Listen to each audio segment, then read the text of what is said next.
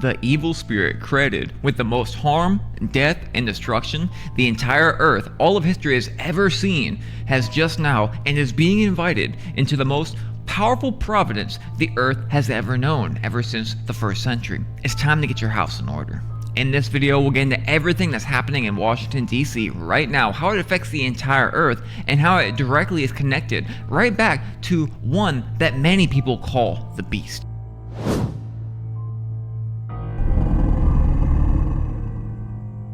So you may have seen on the news, this is the Triumph Arch that is being put in Washington, D.C. But if you don't know, in history, these arches have always been known as a gateway between their gods and the physical realm that we live in today. So what could inspire mankind to put this arch right there in Washington, D.C.? In the exact place, of course, all roads lead to Rome, which is Rome's control and its mechanism over the earth right this minute. You know, we go back to our conquests in the Middle East and we find out that there is all sorts of portals in the Middle East, Gilgamesh, all sorts of weird spiritual phenomenon happening in the Middle East, and of course, where else would it be? And it really just drives you to wonder, what's the real reason we went there? And now, all of a sudden, fast forward, we're creating this Triumph Arch with a very peculiar god on the top of it. So let's take a look at this arch, because right on it, it says, "One nation under God." But who is the God that these people in DC are talking about? Look no other than right above that. We see this figure with these spines coming from its head, and it has a bright torch in its hand, almost like the light bringer. This, my friends, is no other than Apollo, Abaddon, Apollyon, Lucifer himself, and his alter egos that he have used to possess the spirits of mankind themselves to cause destruction on the people of God for years and years and years. Nero Caesar is a very strange human. Some say he came back from the dead. Some say he came back as an image to further instruct the Romans on how to destroy Jerusalem in 70 AD. One thing that we know that cannot be debated at all is Nero Caesar's name was 666. His name in Latin was 616. That's right, those are the two separate translations for this number, this mark of this beast that John saw. How is it that both numbers align with a man? It's supposed to align with a man, right? I saw the number of a man, and his number was 666. And of course, we have this guy who caused so much harm and death upon all the Hebrews, and not just the Hebrews, in the 1st century. And as we get in this video, you're gonna find out there's a lot more than just this. This is the very tip of the iceberg, my friends. Nero Caesar is credited, along with the Roman Empire and the other Roman emperors, with starting this massive war against the Hebrews, wrote by many different historians throughout the time, like Flavius Josephus. He had wrote that all the Hebrews in the 1st century, or nay, most, but a very few, were all destroyed by Rome, by its emperors, and by its senate. But I wouldn't have you think it was that simple, because this same man, Nero, is shown on the money from 50 AD to 68 AD.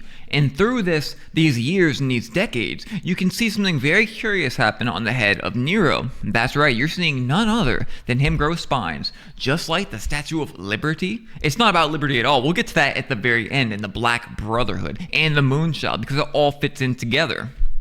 Growing spines on his head, just like Apollo, Abaddon, the angel or fallen angel over the bottomless pit we see in Revelations 9:11. Yeah, that's no accident either.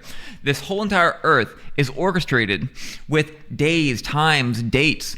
It's all numerology. It all goes back to the same exact things, because numbers and time itself and objects around us always have a mathematical code.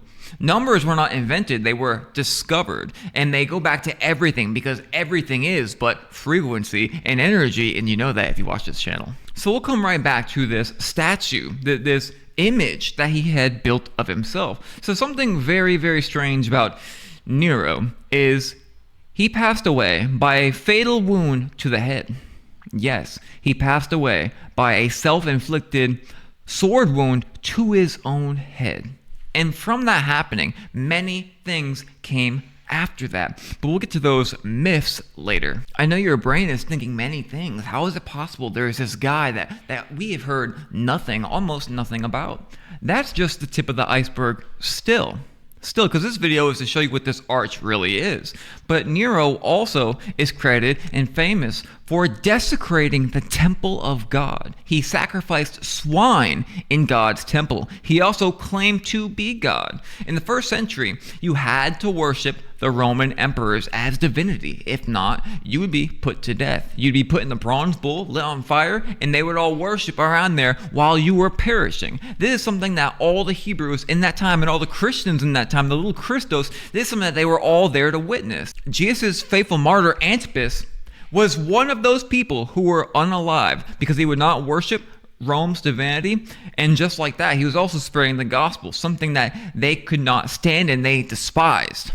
It blows my mind that Christianity these days does not even know about the siege of Jerusalem in 70 AD, where everything was completely and utterly destroyed. Then you had these Roman emperors putting up statues of themselves, claiming to be God, and sacrificing evil things in the temple of God itself. So back to that statue, some will say that maybe that statue, that image could speak, could talk, could cause that anyone who would not worship the statue, Rome or the beast, that they would be unalived. Now, I'm not reaching because the 1560 Geneva Bible actually says in Revelation 13 that Rome was the beast rising out of the ocean. So you have to ask yourself, why do these authors believe that to be the case? Then we have him with the fatal wound to the head. Then a myth comes out, Nero Redivius. And Nero Redivius is supposed to be the reincarnated Nero himself back to the people. But the statue, the image, could it speak? Could it talk? Did Nero himself come back and they have just erased it from history? Or maybe he did come back, or maybe the spirit that possessed Nero himself and turned him into Apollo, maybe that spirit is coming right back right now, and there's an arch being prepared just for him to enter our realm. Nero Redivius was remarkably evil. The torture they did upon all the Christians and all the Hebrews in that day. It was really his spirit and his watch that carried throughout the destruction of Jerusalem and the destruction of the entire earth, or many parts of the earth. We know Pompeii, that the sun was just blocked out into everything, just everything there was turned into pillars of salt, turned into stone. And we also have that time in history when the sun went out. Yeah, you didn't hear about it? I think it was 18 months. The sun went out for 18 straight months. And it was written about in the book History of Wars. It was said that men were free neither from death, nor illness, nor pestilence, nor any other thing whatsoever that leads to death. They say it's 534 AD, but I've showed you many times how they lie about all these dates and add 1,000 years to the buildings that are still standing that they founded. So is it possible that Pompeii, Nero, the Desecration, all these things happened in the first century in a parallel waiting to happen again to us right now through this exact triumph arch led by liberty? America is without a doubt the most powerful nation in the earth. Of course, its power came from overseas.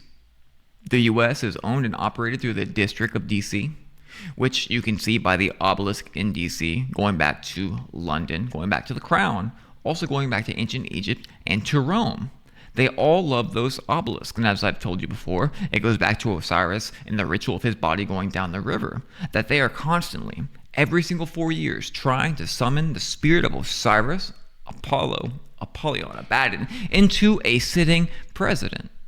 So we have America in all its might, which is Rome in rebirth, which is powered by a certain place in the Middle East, as well as the crown. The crown is also who established that place in the Middle East. Everything goes back to the crown and back to Rome. Many still don't understand the history of the Red Shields. The Red Shields created that place in the Middle East that we know today. They created it. It was created by them. So when we take a step back and look at the power structures of the earth as it is today, and these foundations of power created by very nefarious means, sneaking into the GOVs of these different countries, and getting dirt on all these different people to control create narratives, and they have been controlling for hundreds of years, specifically back to 1776.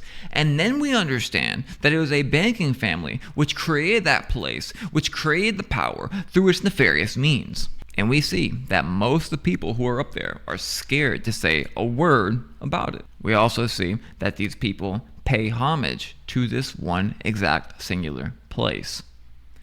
That brings me to the President of the United States. Aleister Crowley, one of the leading Satanists to ever exist, being worshipped by musicians forever until now, did a structured amount of rituals in the desert, starting with the moonchild ritual, onto the Babylon, working with Jack Parsons, Walt Disney. We've done many videos on the subject.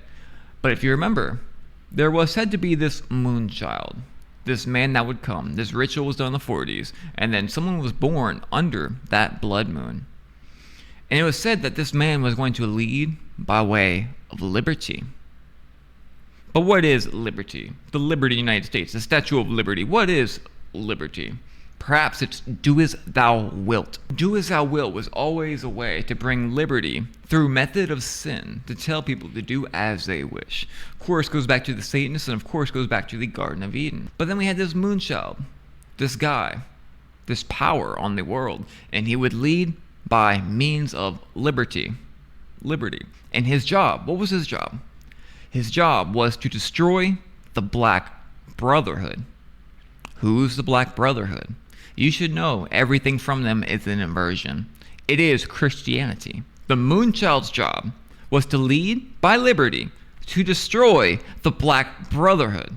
Fast forward to 2026. We have this arch being built in DC. And the god of that arch is clearly Apollo. And the god of that arch is the same spirit, the same exact spirit that possessed Nero Caesar himself and led the most evil, sinister spirit to ever exist to wage war against the people of God.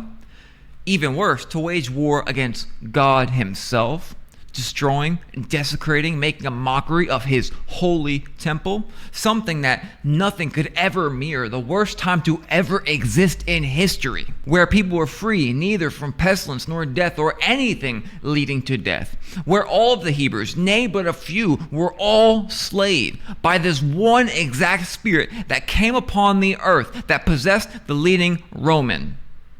What do you think that means for us right now? That his archway, it belongs to him, that his archway is right now in the most powerful providence, the most powerful place on this earth right now, again, being a portal, probably to hell itself, to welcome back the most evil, nefarious, wicked spirit that has ever existed. Before we ask why all of this was hidden from us and so much more, let's go back to Nero Caesar. It was said that after he had the fatal sword wound to the head, that he'd come back. Some say he came back as an image to command the Romans in the Roman Senate through a statue that had superpowers. Maybe it be so. Is it also so? Is it also possible Nero Caesar is right now about to reincarnate himself through this demonic arch into a sitting president or sitting leader of the world right now? And nobody sees it coming. Every single person, majority of them, they all say, wow, what an amazing arch. God bless America. They have no idea how evil what's lurking behind them really is. This is why they hid all of history from you. So you don't know who you are. So you don't know where you are. So you think you're out in space in the middle of nowhere, just floating around the galaxies. Not that you and the spirit God gave you is in the foundation of the entire earth itself, which does not move, and is the entire objective of the entire earth itself, of the world itself. All the philosophy of all humans ever existing, living in this one location, this one sector, and the life is about us. Where we live is everything. There is none other. We are everything under God himself. Under basically a magnifying glass of God. so we can keep an eye on his children. We're not random specks in space flying millions of miles away. God's a lot closer than you think he is. And by stealing your identity, and by stealing everything that humans have been deprived of, they can do these evil things right in front of you and get praised for it because they don't understand it means their destruction is nigh. I'll say this, as it was, it'll be again. The calamity that befalled the Christians in the first century will be again. And we have a front row seat right now. It's time to get your homes in order. Time is running out so quickly, and not one person, barely maybe 1%, and that 1% is probably y'all. They're the only ones who know it's coming. There's so many deceptive playbooks they have, these alien invaders, Project Blue Book, Project BB, Operation Looking Glass, Voice of Skull technology, all these things for these grand deceptions. Meanwhile, we have that same spirit, that antichrist spirit, the anti-God spirit, about to walk through the door right now into your life.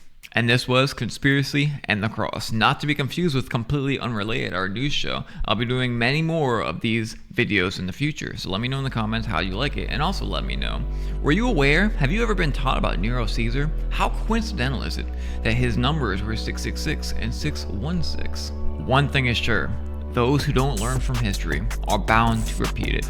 But the problem is, how can they learn from history if it's been hidden from them?